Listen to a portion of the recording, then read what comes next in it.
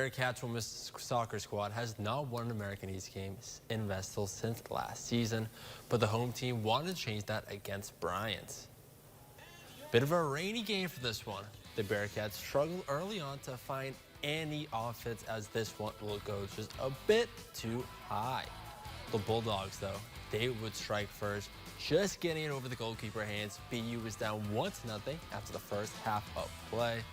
That did not last long, as Binghamton's Lauren Clark getting a rebound and tying this ball game up, with the rain coming down even harder. With less than 20 minutes left in play, it's Bearcats Hannah Mimas finding the back of the net to give her team the lead. Bryant attempted to get some late momentum on offense, but the defense was not letting that one slide. Binghamton wins the home matchup 2-1.